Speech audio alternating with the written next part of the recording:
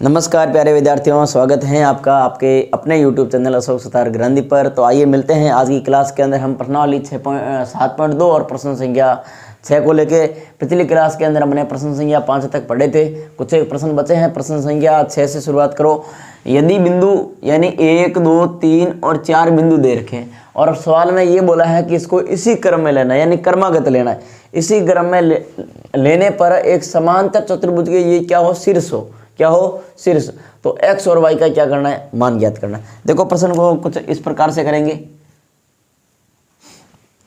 सबसे पहले आप क्या कर लो, एक समांतर चतुर्भुज बना लो। क्या बना लो, समांतर चतुर्भुज। क्या विशेषता होती है, समांतर चतुर्भुज की सम्मुख भुजाएं बराबर भी होती हैं और समांतर भी होती है। ये हमने बना लिया एक समांतर चतुर्भुज। अब इसके शीर्ष इसी क्रम में लेना, कहीं से भी ले लो, यहाँ से मान लो, यहाँ से, जैसे यहाँ से मान लेते हैं इसको a, बताओ निर्देशांक क्या है 1,2। यहाँ मान लेते हैं b, बताओ कितना दे रखा है 4,y। दूसरा यहाँ पर x,6, इसको मान लेते हैं c, ये x, कितना है 6 है। और इसको मान लेते हैं d, और ये कितना है 3,5 है। 3, क्या है।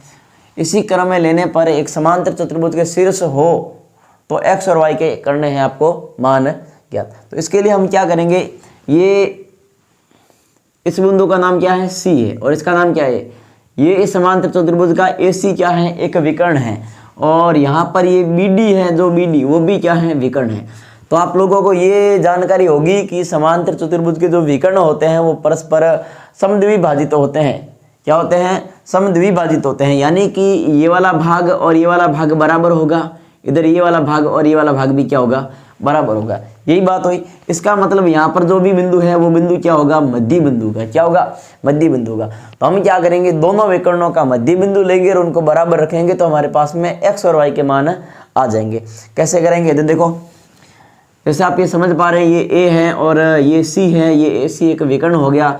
मैं सीधा यहाँ पर लिख लूँ AC विकर्ण का मध्य बिंदु। कौन सा बिंदु, AC विकर्ण का। चलो हम पहले से बराबर रख लें। AC विकर्ण का मध्य बिंदु बराबर होगा किसके, BD, कुछ मान लो BD विकर्ण के मध्य बिंदु के ये क्या होगा, बराबर होगा। क्या होगा, बराबर होगा।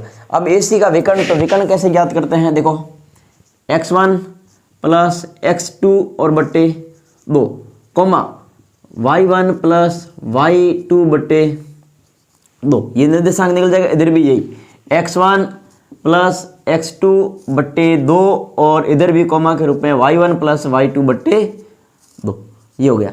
अब निर्देशांक निकालते हैं। इधर देखें, बताओ x1 कितना है। तो इधर देखो, बार बार ये अलग से लिखना जरूर नहीं है, लाइन बना के करो, नहीं सीधा कर लो। देखो ये x1 है, ये x2 है, ये y1 है, ये y2 है। समझ पा रहे हैं, यस।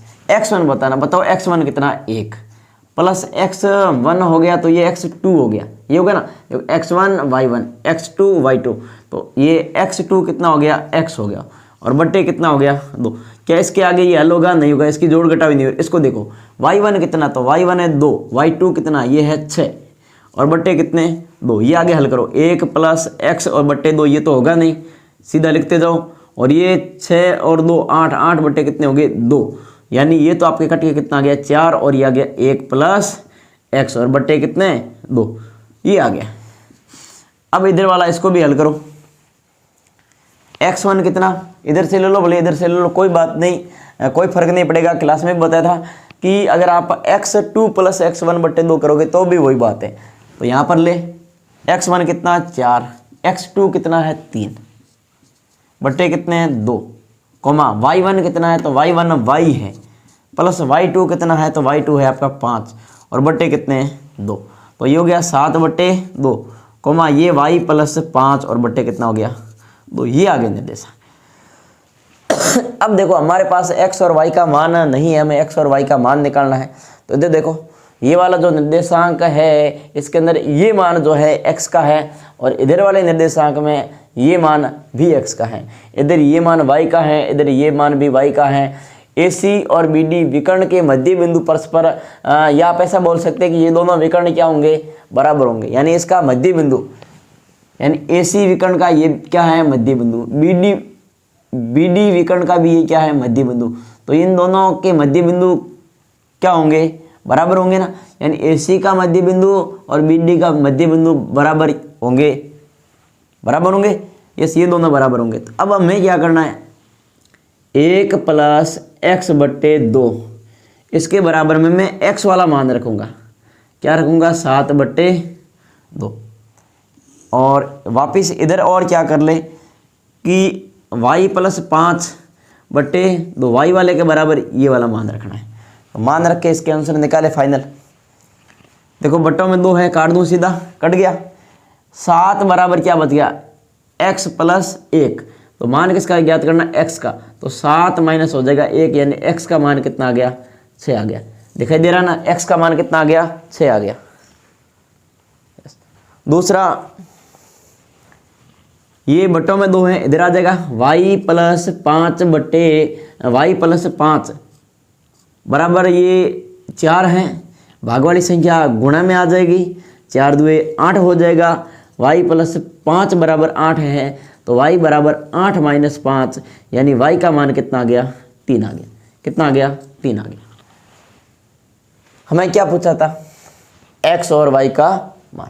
तो ये मान हमारे सामने आ गया है। एक बार आप पुनः इस चीज़ को समझ सकते हो कि ये जो AC विकर्ण है, ये जो BD विकर्ण है, ये दोनों विकर्ण परस्पर समद्विभाजित होते हैं, यानी आधे आधे होते हैं। इसका मतलब ये जो बिंदु है इन दोनों विकर्णों का मध्य बिंदु है, और ये क्या होगा, बराबर होगा। अगली बात समझ में, ये आगे वाला प्रश्न देखें 7वां। बिंदु ए के निर्देशांक आपको ज्ञात करने हैं, जहाँ AB एक वृत्त का क्या है, व्यास है। जैसा बोला गया वैसा कार्य करें। बिंदु ए के निर्देशांक ज्ञात करने हैं, जहाँ AB एक वृत्त का व्यास है। तो सबसे पहले हम वृत्त बना ले, ये एक वृत्त बना लिया। इस वृत्त में ये वृत्त का व्यास बना ले, यहाँ केंद्र हो गया, यहाँ नाम में A दे दूँ, यहाँ क्या दे दूँ, B दे दूँ। AB एक वृत्त का व्यास है जिसका केंद्र का नाम भले CO, चलो O दे देते हैं, और इसके निर्देशांक दे रखे आपको 2, -3। ये निर्देशांक दे रखा है मध्य बिंदु का। B के आप निर्देशांक 1,4 के रूप में लिखेंगे, तो इसके निर्देशांक क्या होंगे, ये आपको बताने। ये भी वही बात हुई, अगर ये AB व्यास है, केंद्र O है, और O केंद्र के निर्देशांक दे रखे हैं, इसका मतलब AB रेखा का ये क्या है, मध्य बिंदु है। क्या है, सेम टू सेम तरीके से करना पड़ेगा। देखो यहाँ पर आपको x भी करना है ज्ञात और y भी करना है ज्ञात। तो इधर देखिए, आप एक बार दोनों सूत्र लगाएंगे, x ज्ञात करना तो x वाला सूत्र लगाएंगे, y ज्ञात करना तो y वाला सूत्र लगाएंगे, दोनों सूत्र लगा के करेंगे। कौन सा, देखो अब मध्य बिंदु वाला सूत्र लगाना पड़ेगा ना, यस। देखो कैसे, एक बार ऐसे समझो, AB वृत्त का व्यास,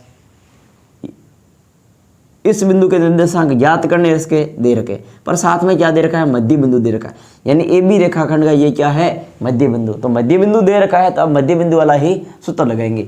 तो सबसे पहले आप सूत्र लगाओ, x बराबर, सूत्र क्या होता है, x1 + x2 और बटे 2, यानी ये जो सूत्र लगाया था ये x के लिए होता है, ये y के लिए, ये x के लिए है, ये y के लिए। तो बताओ x का मान हमारे पास कितना है, 2।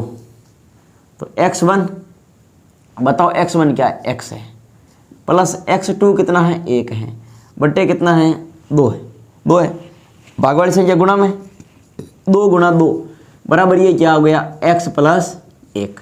मान किसका, चलो ये गुणा कर लो, 2 दूनी 4 बराबर x + 1 आ गया। बताओ x बराबर क्या हो जाएगा, 4 - 1। तो x का मान जो है वो कितना आ गया, 3 आ गया। कितना आ गया, x का मान हमारे पास कितना आ गया, 3 आ गया। ये x तो ज्ञात हो गया। सर y कैसे ज्ञात होगा, तो y भी ऐसे ज्ञात हो जाएगा। y वाला सूत्र लगाएंगे, सूत्र किसका लगा रहे, मध्य बिंदु के निर्देशांक वाला सूत्र लगा रहे। तो y बराबर क्या हो जाएगा, y1 + y2 बटे 2। बताओ y का मान कितना, -3 बराबर y1 कितना, y2 कितना, 4 बटे कितने, 2। -3 का -3 वही भाग वाली संख्या कहाँ आ जाएगी, गुणा में, बराबर यहाँ y प्लस क्या बच जाएगा, 4 बचेगा। ये 3 दूए 6 किसके, माइनस के, बराबर y प्लस क्या आ गया, 4 आ गया। अब आपको याद क्या करना, y, तो माइनस का क्या है, 6, प्लस के 6 इधर जाएंगे, किसके हो जाएंगे, प्लस के 4 इधर जाएंगे, माइनस के 4 हो जाएंगे। तो माइनस रहेगा और संख्या जुड़ जाएगी। -6 -4 -के कितने हो गए, 10। बताओ y का मान कितना आ गया, 10 आ गया। आया समझ में? बहुत अच्छे प्रश्न थे दोनों, आप लोगों का चैनल से समझ में आए होंगे। उतारो जल्दी से, फिर हम आगे वाले प्रश्न भी करते हैं। उतारो इसे।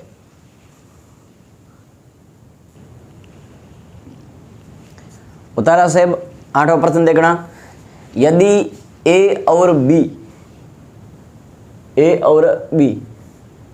क्रमश से ये निर्देशांक हो तो बिंदु P के निर्देशांक आपको ज्ञात करने हैं, ताकि AP बराबर 3/7 AB हो और P रेखाखंड जो है वो आपके AB रेखाखंड पर स्थित हो।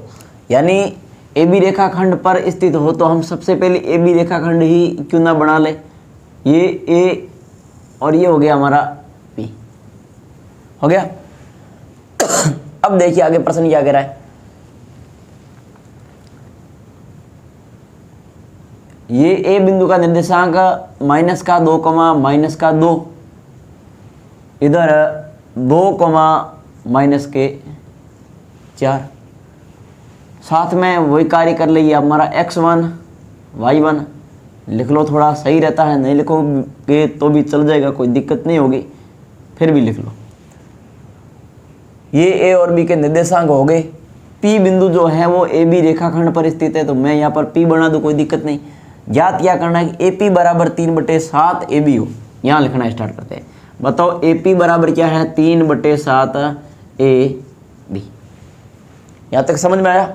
ये सवाल में दिया हुआ था। अब हम क्या करें, देखो, क्या मैं AP के बट्टों में AB भेज सकता हूँ? बिल्कुल भेज सकते हैं। तो बराबर क्या रह जाएगा? 3/7। अब बताओ AB का मान कितना है? 7। बताओ पूरी AB कितनी है? 7। AP कितनी है? 3। ये AP 3 आ गई। अब आपको ये ज्ञात होगा कि अगर पूरी 7 हैं, AP 3 आ गई, तो ये कितनी होगी? 4 ही होगी। जाहिर सी बात है। नहीं तो आप ऐसे लिख लो कि AB जो है वो AP प्लस PB से मिलके बनी है, यही है। AB का मान कितना है? 7। AP का मान कितना है? 3। PB का मान क्या करना है? ज्ञात करना। तो 7 - 3 बराबर क्या? PB। तो बताओ PB बराबर क्या आ गया? PB बराबर आ गया आपके 4। और हमने यहाँ पर ये 4 ही लिखा है, तो ये 3 अनुपात क्या आ गया? 4 आ गया। अब आपको क्या करना है, यदि A और B P बिंदु A और B हो, यानी A और B क्रमश से ये बिंदु हो, तो P बिंदु के आपको निर्देशांक ज्ञात करना है, ताकि AP बराबर ये, तो ये तो हमने यहाँ पर सिद्ध कर ही लिया। आपको P बिंदु के निर्देशांक ज्ञात करना है और आपको अनुपात दे रखा है। प्रश्न संख्या पहला यही था, हमारे 7.2 का पहला प्रश्न यही था कि अगर अनुपात दे रखे हैं तो आप निर्देशांक ज्ञात करो। तो आपको निर्देशांक में x और y दोनों ज्ञात करने हैं, तो दोनों का सूत्र लगाएंगे। यहाँ पर करते हैं, देखो कौन से बिंदु के? P बिंदु के निर्देशांक है ना, P बिंदु के निर्देशांक, P बिंदु के निर्देशांक ज्ञात करने जा रहे हैं। x वाला सूत्र लगाते हैं पहले। x बराबर, बताओ m1 x2 plus m2 x1 बट्टे m1 प्लस m2। क्या यही होता है? यस, यही होता है। सूत्र लगाए आराम से। m1 कितना? 3, m2 4, 3 + 4। अब बताओ x2 कितना है? 2 है। और x1 कितना है? तो -2 है, यही है। अब बाकी वाला कैलकुलेशन यहाँ आगे कर लेते हैं। 3 दूये कितने हो गए? 6, प्लस माइनस माइनस के कितने हो गए? 8, बट्टे कितने हो गए? 7। बताओ माइनस का कितना बच गया? माइनस का कितना बचेगा? ये हमारा माइनस का यहाँ पे बच जाएगा 2। माइनस का कितना बच जाएगा? 2। और बट्टे कितने रह जाएंगे? 7। बताओ ये मान किसका आ गया? x का मान आ गया। किसका मान आ गया? x बराबर माइनस का 2/7। x बराबर कितना आ गया? x बराबर माइनस के 2/7 आ गया। अब y का मान ज्ञात करना है, तो आप y वाला सूत्र लगेंगे। y बराबर वही m1, अब x2 की जगह क्या आ जाएगा? y2 प्लस वही m2 y1 बट्टे m1 प्लस m2। बताओ m1 कितना? वही 3 प्लस इधर ये 4, बटों में भी 3 + 4। बताओ y2 कितना है? -4 है। y1 कितना है? तो y1 -2 है, यही है। तो माइनस के ये कितने हो गए, माइनस के 4 तिया 12 और माइनस के कितने हो गए 8 और बट्टे कितने हो गए 7। तो ये माइनस के 12 और माइनस के 8 माइनस के कितने हो गए 20 और बट्टे कितने हो गए 7। बताओ ये किसका मान है, y का मान है। किसका मान है, y का मान। अतः कौन सा बिंदु, P बिंदु, कौन सा बिंदु, P बिंदु के निर्देशांक, लिख लेना आप सही लाइन। अतः P बिंदु के निर्देशांक आपके क्या आ गए, P बिंदु के निर्देशांक आ गए आपके माइनस का 2/7 कॉमा माइनस का 20/7। ये आ गया कौन से बिंदु का, P बिंदु के आगे निर्देशांक। आया समझ में। अगला 9वां प्रश्न देखते हैं। क्या दे रखा है, बिंदुओं A और B को जोड़ने वाले रेखाखंड AB को 4 बराबर भागों में विभाजित करने वाले बिंदुओं के आपको क्या ज्ञात करने हैं, बिंदुओं के आपको निर्देशांक ज्ञात करने हैं। कैसे करेंगे कि सर इसके अंदर निर्देशांक वगैरह दे रखा है क्या। तो सबसे पहले आप प्रश्न की शुरुआत करें। A और B, यहाँ बना ले A, इधर यहाँ बना ले B।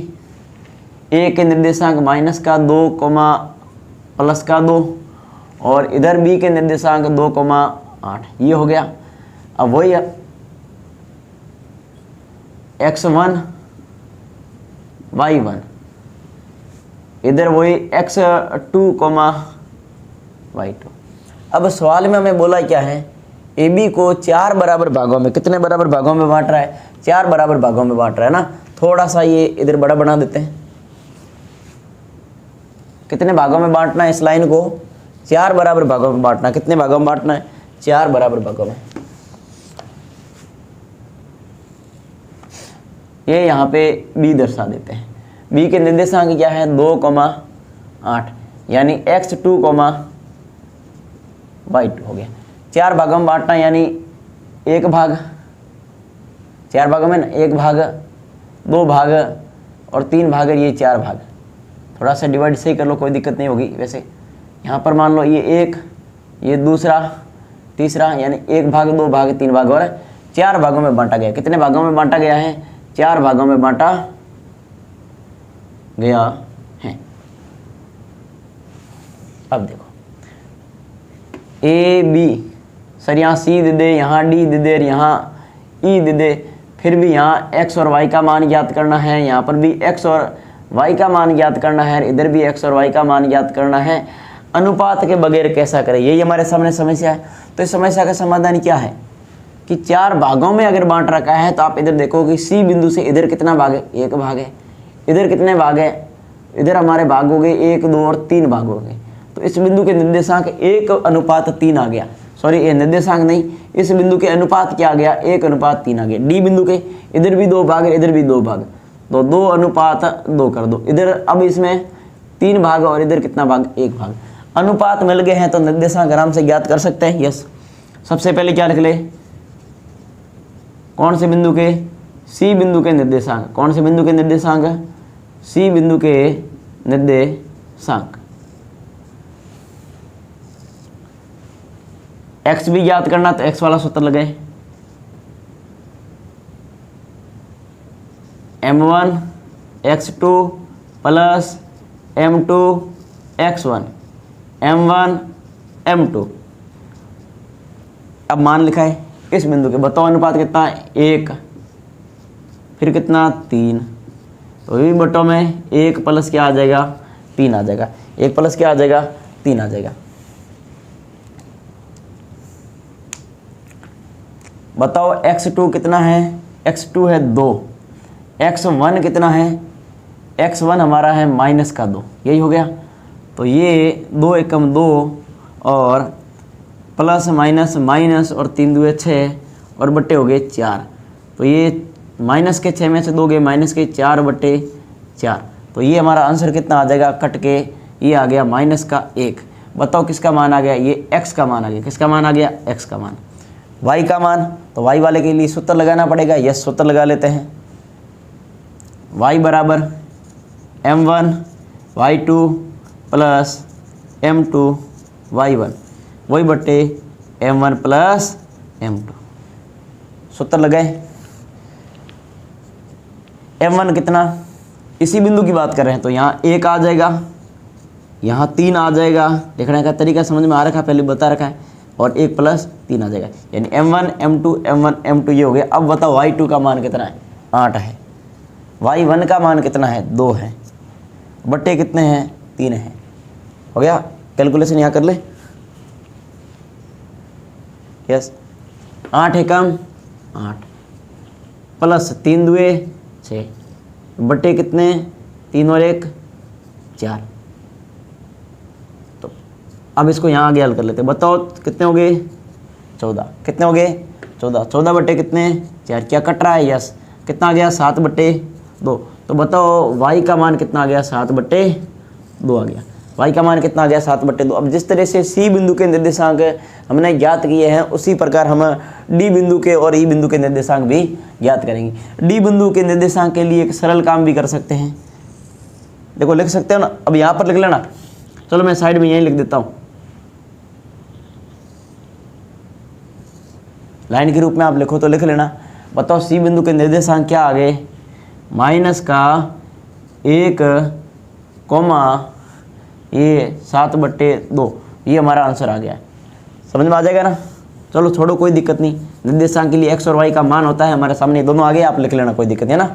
ओके, सी बिंदु के निर्देशांक, डी बिंदु के करो, डी बिंदु के निर्देशांक, डी बिंदु के निर्देशांक वही। पर डी बिंदु के निर्देशांक के लिए एक सरल काम कर सकते हैं, आप ये सूत्र भी लगा सकते हो, नहीं तो इसके अनुपात 2:2 है ना, तो ये मध्य बिंदु के रूप में भी ले सकते हो। हम मध्य बिंदु वाला सूत्र से याद करेंगे। डी बिंदु के निर्देशांक के लिए हम ऐसा कर लें, x1 + x2/2, y1 + y2/2। देखना, इससे भी हमारा निर्देशांक निकल जाएगा। बताओ x1 कितना है, -2, प्लस x2 कितना है, +2, बट्टे कितने, 2, y1 कितना, y1 2, y2 कितना, 8, बट्टे कितने, 2, -2 +2 क्या हो जाएगा, 0/2, ये 10/2। तो यहाँ 0 में 2 का भाग लगेंगे, 0 आ जाएगा, 10 में 2 का भाग लगेंगे, 5 आ जाएगा। बताओ डी बिंदु का निर्देशांक क्या आ गया, ये आ गया। आए समझ में। अब हम कर लेते हैं ई बिंदु के निर्देशांक। कौन से के, ई बिंदु के निर्देशांक। कौन से बिंदु के निर्देशांक, ई बिंदु के निर्देशांक। बताओ ई बिंदु के निर्देशांक ज्ञात में वही x वाला सूत्र लगेंगे पहले, x = m1 x2 + m2 x1। ध्यान रखना थोड़ा सूत्र लगाते समय, और m1 + m2 यही होगा। बताओ m1 कितना है इसमें, 3, m2 कितना, 1, और वही बट्टों में 3 + 1। अब बताओ x2 कितना, 8, x1 कितना, -2। तो ये हो गया 8 तिया 24, 8 तिया कितने हो गए, 24, और प्लस माइनस के कितने, 2, और बट्टे कितने हो गए, 4। तो बताओ इसका कैलकुलेशन करो, यहाँ लिख लेते हैं, चलो कोई नहीं। कितना हो जाएगा ये, 22 बट्टे कितने, 22 बट्टे हैं 4, 22 बट्टे कितने हैं, 4। इसको काटेंगे तो कितना आ जाएगा, 11/2। कितना आ जाएगा, 11/2। तो ये किसका मान आ गया बताएं आप। ये हमारे सामने जो मान आया है, ये मान आ गया x का, किसका, x का। तो x बराबर आ गया हमारा 11/2। अब निकालना है y का मान, तो वही सूत्र लगाएंगे, m1 y2 + m2 y1 बट्टे m1 + m2, यही होगा। बताओ m1 कितना, वही सेम टू सेम 3 + 1, और इधर भी 3 + 1। बताओ y2 कितना है, तो y2 8 है, y1 कितना है, 2 है। 8 तिया कितना, 24, 8 तिया कितना हो गया, 24 हो गया। इसी तरह +2 एकम 2, और बट्टे कितने हो गए, 4 हो गए। बट्टे कितने हो गए, 4। तो ये हो गया अपने 26/4।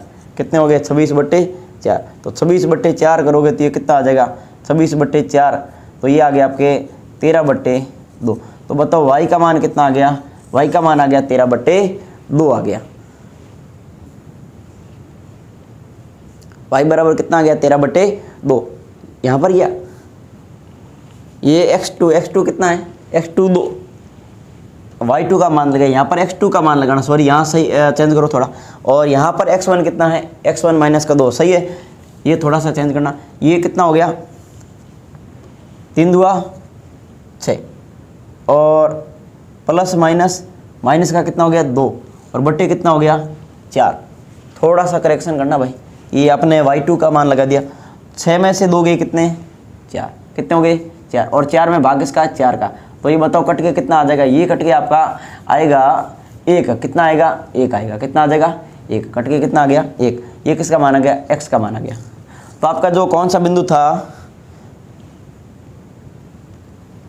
कौन सा बिंदु ई बिंदु के निर्देशांक क्या आ गए 1,13/2। अब हमने 3% किए, मैं एक बार साइड में लिख देता हूँ, तीनों बिंदुओं के निर्देशांक क्या हो गए, एक बार यहाँ साइड में लिख के बताता हूँ कि हमारा एक तो कौन सा बिंदु था सी बिंदु, तो सी बिंदु के जो निर्देशांक आए वो क्या है, तो सी बिंदु का निर्देशांक माइनस का 1,7/2। सर डी बिंदु के निर्देशांक अभी लिखते हैं, ये डी बिंदु, इसके तो सीधे सीधे निकले 0,5, और एक हमारा कौन सा बिंदु था ई बिंदु के निर्देशांक 1, कितना आया 13/2। आशा करता हूँ आप लोगों को ये दोनों प्रश्न भी बहुत अच्छे ढंग से समझ में आए होंगे, हमने बड़े आराम से इन प्रश्नों को हल किया है। अंतिम इस 7.2 का एक 10वां प्रश्न बचा है, तो उसको भी आज की क्लास के अंदर खत्म कर लेते हैं, फिर हम आगामी क्लास के अंदर साइन कोस थीटा वाली प्रश्नावली त्रिकोणमितीय सर्वसमीका से संबंधित पढ़ेंगे। तो एक बार इनको उतारे फिर आगे वाला प्रश्न करते हैं। उतारे वो प्रश्न 10वां प्रश्न देखना, एक सम चतुर्भुज का क्षेत्रफल आप लोगों को याद करना है, जिसके शीर्ष इसी क्रम में लेने हैं। तो सम चतुर्भुज यानी ऐसा चतुर्भुज जिसकी सभी भुजाएं क्या हो समान हो और सम्मुख भुजाएं क्या हो समांतर हो, सम्मुख भुजाएं क्या हो समांतर हो, ये सम चतुर्भुज ले लिया हमने, ऐसा हो गया यस। अब इसके शीर्ष इसी क्रम में लेनी, यानी ए लिख देते हैं, ए में लिखो आप 3,0, यहाँ पर बी ले लो और बी के लिखो 4,5, यहाँ पे सी ले लो और इसके लिख लो माइनस का 1,4, और यहाँ पर डी ले लो और इसके निर्देशांक ले लो माइनस का 2, माइनस का 1, इसी क्रम में लेने हैं। इसमें संकेत भी यह दिया था कि सम चतुर्भुज का क्षेत्रफल ज्ञात करने का सूत्र है 1/2 इंटू विकर्णों का गुणनफल। विकर्णों का गुणनफल हमें यह संकेत दिया था, हमें क्या करें इसके विकर्ण ज्ञात कर ले, क्या याद कर ले विकर्ण, AC क्या है विकर्ण, BD क्या है विकर्ण। तो इन विकर्णों के बीच की अगर आपको दूरी पता होगी तो आप दूरी वाला सीधा सूत्र यानी 1/2 इंटू विकर्णों का क्षेत्रफल वाला सूत्र लगा लोगे। पहले दूरी निकालो, सूत्र पहले क्या निकालोगे दूरी निकालोगे, कौन सा सूत्र लगा के, दूरी वाला सूत्र लगा के सीधा कर पाओगे। ये AC विकर्ण है तो x1 y1 x2 y2 ऐसे हो जाएगा। इतने प्रश्न किए आप लोग समझ पा ही रहे होंगे। हम सीधी दूरी ज्ञात करते हैं, दूरी बराबर सूत्र क्या होता है अंडूर के अंदर x2 माइनस x1 और इसका होल स्क्वायर प्लस इधर y2 माइनस y1 और इसका भी होल स्क्वायर। किसके बीच की दूरी ज्ञात कर रहे हैं, AC के बीच की दूरी ज्ञात कर रहे हैं। दूरी ज्ञात करें, बताओ x2 कितना है माइनस का 1, माइनस सूत्र का x1 कितना है 3, इसका क्या करेंगे वर्ग करेंगे, प्लस y2 कितना है तो y2 है 4, माइनस y1 कितना है तो 0 है, इसका भी करेंगे वर्ग। तो बताओ ये आ गया माइनस के 4 का वर्ग और इधर प्लस के 4 का वर्ग। बताओ इसका वर्ग कितना हो गया 16, कितना हो गया 16, और इसका वर्ग कितना हो रहा है 16 हो रहा है। 16 और 16 कितने हो गए 32 हो गए। अंडूर के अंदर कितने हो गए 32। आवश्यकता पड़ेगी तो बाहर निकाल लेंगे, नहीं तो रहने दो। अब इसके बाद हम दूरी ज्ञात करते हैं किसके बीच की, सूत्र लगा रखा है, बार बार लिखने की जरूरत नहीं है। हम अब कर लें BD के बीच की दूरी ज्ञात, तो वही BD लिया, ये x1 हो जाएगा x2 हो जाएगा। तो सूत्र क्या है x2 माइनस x1, तो x2 क्या है माइनस का 2, सूत्र का माइनस, x1 कितना है तो 4 है, इसका भी वर्ग करेंगे, प्लस इधर y2, तो y2 कितना हो जाएगा माइनस का 1, सूत्र का माइनस, y1 कितना हो जाएगा तो 5 हो जाएगा। अंडूर के अंदर रखना है, यस अंडूर के अंदर रखना है। माइनस का 2 माइनस का 4 माइनस के कितने हो गए 6 का वर्ग, और यहाँ भी माइनस के 6 का वर्ग। तो बताओ यहाँ 6 का वर्ग कितना हो गया 36, यहाँ भी 6 का वर्ग कितना हो गया 36। तो बताओ अंडूड के अंदर कितने आ गए 72 आ गए, कितने आ गए 72। अब इसके हम क्या करें, थोड़े अभाज्य गुणनखंड करके बाहर निकाल लेना। तो यहाँ अगर 32 के अभाज्य गुणनखंड करेंगे तो आपको पता है 2 का भाग इसमें 16 बार, 2 का भाग 8 बार, 2 का भाग कितनी बार 4 बार, और 2 का भाग 2 बार, और 2 का भाग 1 बार। तो ये 1 जोड़ा और 2 जोड़ा बन गया, तो 2 गुणा 2 तो निकल जाएगा बाहर, और अंडूड के अंदर कितना रह जाएगा 2 रह जाएगा। तो ये आ गया 4 अंडूड 2। बताओ एसी विकर्ण कितना आ गया 4 अंडूड 2 आ गया। इसी तरह इसको भी निकाल लेते हैं।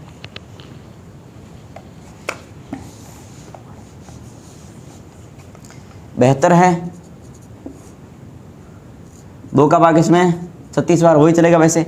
अब 2 का भाग 18 बार, 2 का भाग कितनी बार 9 बार। अब 3 का भाग कितनी बार 3 बार, और 3 का भाग 3 में 1 बार। 1 जोड़ा ये बन गया, 1 जोड़ा ये बन गया। तो बाहर क्या निकल गया 2 गुणा 3 बार निकल गया। अंडूड के अंदर क्या रह गया 2 रह गया। 3 दुआ कितने हो गए 6, अंडूड कितना हो गया 2। या पैसा मात्रक वगैरह लिख सकते हो। अब आपको याद क्या करना है, सम चतुर्भुज का क्षेत्रफल। तो यहाँ लिखेंगे सम चतुर्भुज का क्षेत्रफल। वही क्या सूत्र है 1/2 गुणा विकर्णों का क्या करेंगे गुणनफल, विकर्णों का गुणनफल। ये हमें सवाल में संकेत भी दे रखा है, किताब के अंदर लिख रखा है। तो बताओ 1/2 का 1/2 इंटू विकर्णों का, तो विकर्ण क्या है 4 गुणा अंडूड का 2 और गुणा 6 अंडूड 2, यही हो गया।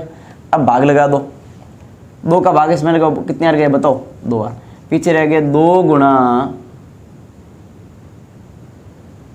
अंडूड 2 गुणा 6 गुणा अंडूड 2, ऐसे ही है।